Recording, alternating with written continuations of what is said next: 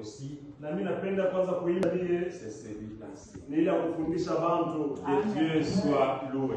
Amen. Nous voulons bien aimer dans le Seigneur. Tunapendwa wapenda ndani ya Bwana. On dit que tout au long de cette année 2026, Tunasema hii mwaka yote mwanzo na mwisho, notre thème central mahubiri ya katikati coïncide avec le nom de cette église. inafuatana na jina ya hii Ça kanisa. veut dire Jésus-Christ, Ni kusema Yesu Kristo la solution. jibu. Amen. Gloire au Seigneur. Amen. Tout au long de l'année, Katika mwaka wote nous mzima allons parler. tunasema La réponse, jibu c'est Jésus-Christ. Yesu Kristo. Amen. Si vous avez Jésus-Christ, Kama una Yesu Kristo vous avez tout. una yote. Amen. Quand vous allez dans les réseaux sociaux, Wakati ndio kwa mtandao tout n'est pas mauvais. vyote vina Il y a vibaya. des choses que vous pouvez Kuna prendre. vitu unaweza Et ça kubeba peut vous amener à la sagesse. upeleka kwa hekima. Mais quand vous voyez des mauvaises Wakati choses, kuna vitu vibaya passez sur les bonnes choses. pisha kwa vitu Je vizuri. voudrais donner un exemple. Napenda kutoa mfano. Pour finir notre enseignement de ce soir. Tutakuisha mafundisho ya magharibi. C'est dans une salle de classe. Ni mu masomo On trouve des élèves. wanakuta wanafunzi On trouve aussi des élèves féminins. wanamke Et on trouve des élèves na masculins. wanakuta wanaume Ils sont là. leo Si pale. c'était à l'université, Wanakuwa on mkesi. allait dire on trouve les étudiants Wanakuta waetudianti. et on trouve les Wanakuta étudiants. waetudianti. Ils sont là. Leo pale mu Alors masomo. l'enseignant pose la question. Mwalimu anauliza Pour savoir kwa kujua quelle est la vision ni onyo gani de chaque élève. ya mwanafunzi wote.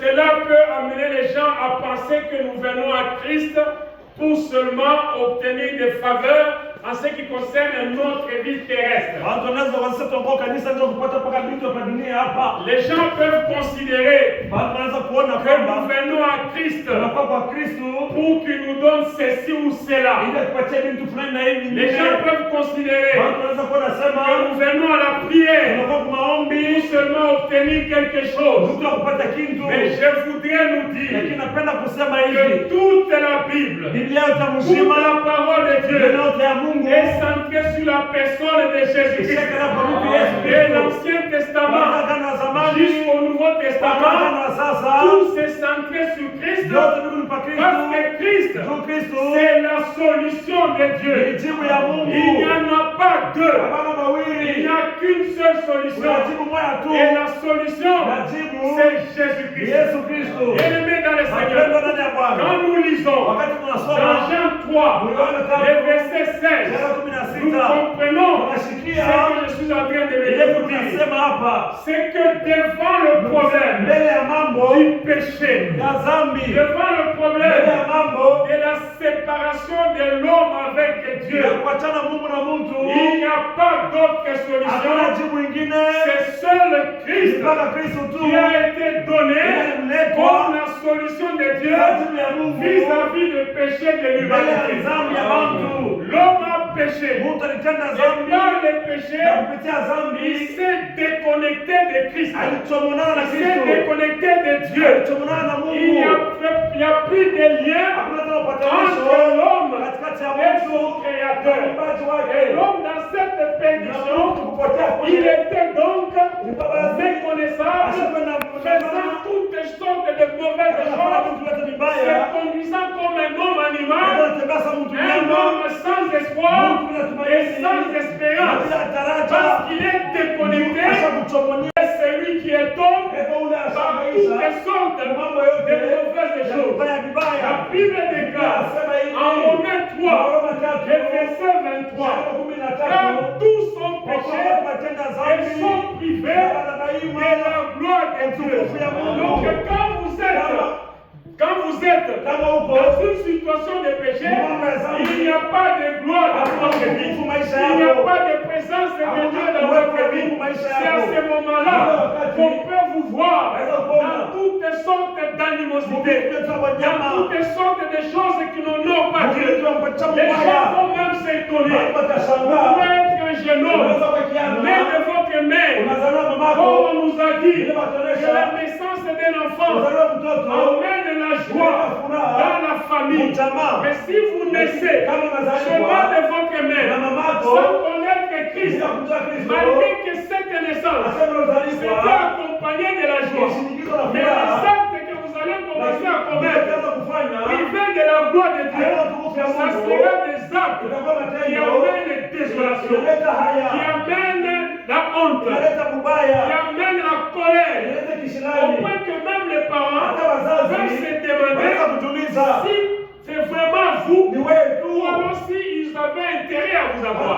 Ça, c'est la vie des péchés. C'est la vie loin de Dieu. Alors, devant cette vie-là, qui est caractérisée ici par toutes sortes de mauvaises choses, toutes sortes d'animosité, la solution à ces problèmes-là, ce n'est pas le centre de l'éducation, ce n'est pas l'école.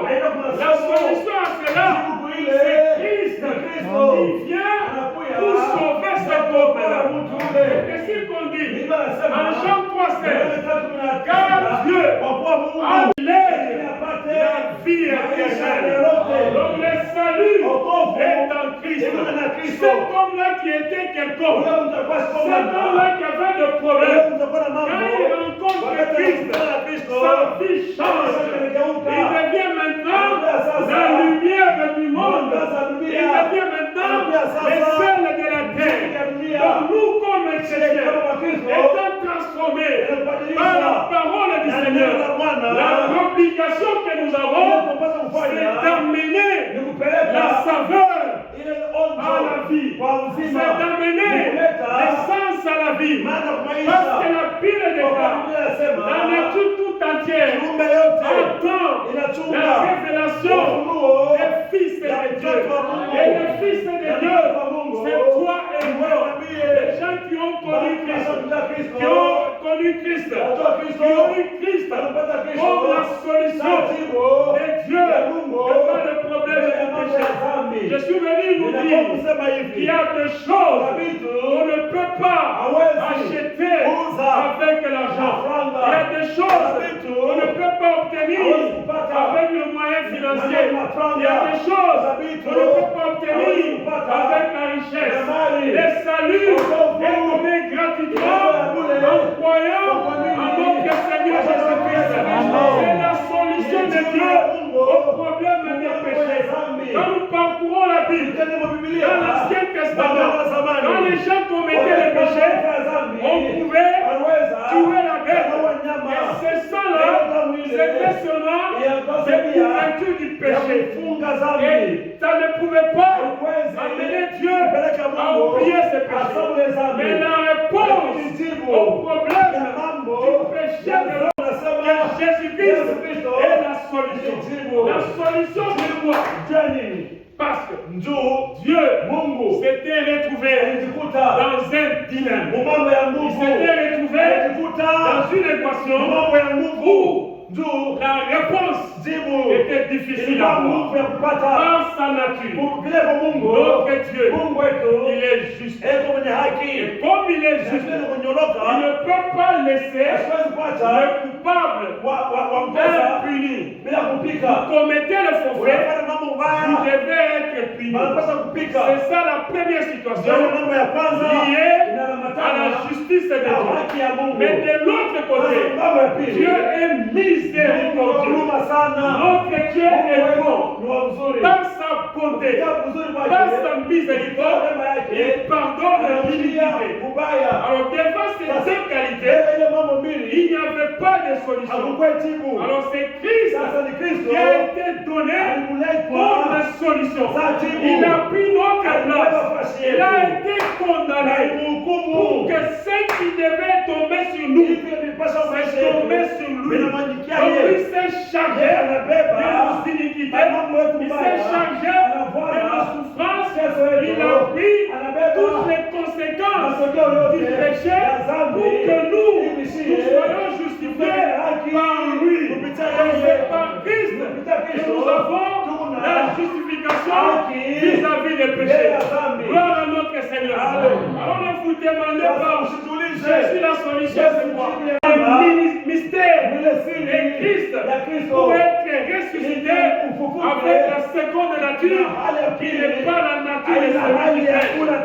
il faut mourir et ressusciter avec Christ afin d'avoir la rédemption par rapport au péché. C'est à ce moment-là qu'on peut maintenant être présenté comme un sacerdoce royal, un sacerdoce composé par des saints.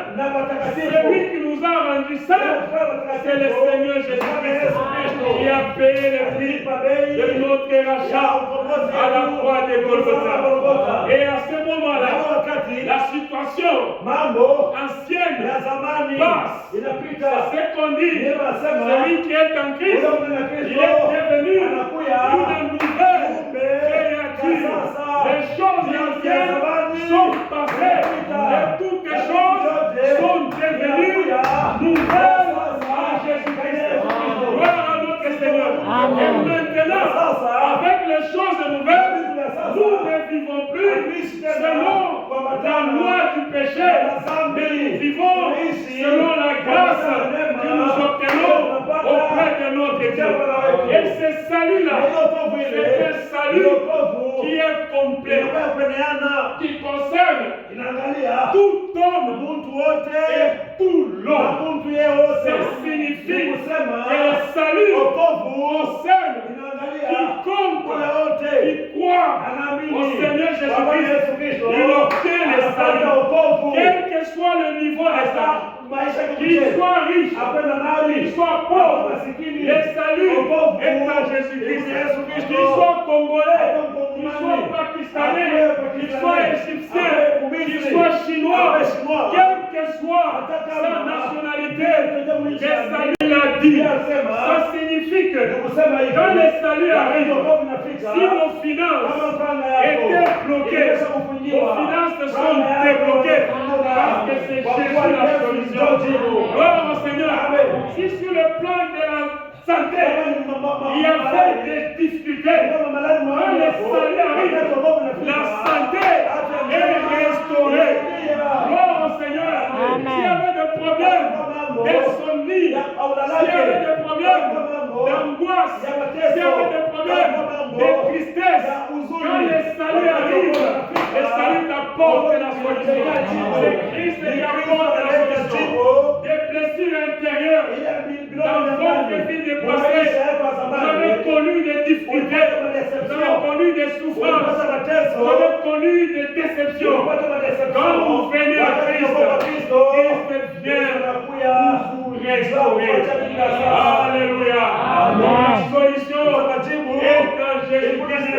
C'est Jésus-Christ qui est la solution. Il est la solution à tout ce que nous voulons avoir comme problème. La réponse, c'est Jésus-Christ. Amen. Si vous avez Jésus-Christ, vous avez tout. Amen. Quand vous allez dans les réseaux sociaux, tout n'est pas mauvais. Il y a des choses que vous pouvez prendre. Et ça peut vous amener à la sagesse. Mais quand vous voyez de mauvaises choses, passez sur les bonnes choses. Je voudrais donner un exemple. Pour finir notre enseignement de ce soir. C'est dans une salle de classe. On trouve des élèves. On trouve des élèves féminins. Et on trouve des élèves masculins. Ils sont là.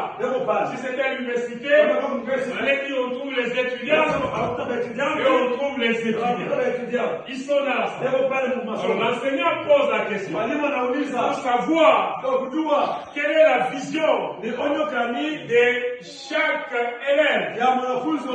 On va j'aurai des maisons, j'aurai des villas, j'aurai ceci, j'aurai cela. Il s'est présenté comme un grand homme qui va acquérir les grandes richesses. Alors on va demander à Sarah. Sarah c'est l'étudiant. Alors toi, tu veux devenir qui? La réponse est simple. Sarah dit, je veux être la femme de Roger. Elle étant la femme de Roger. Je vais obtenir tout ce que Roger a. Bien-aimé dans le Seigneur, nous avons accepté Christ. Amen. Amen. Amen. Amen.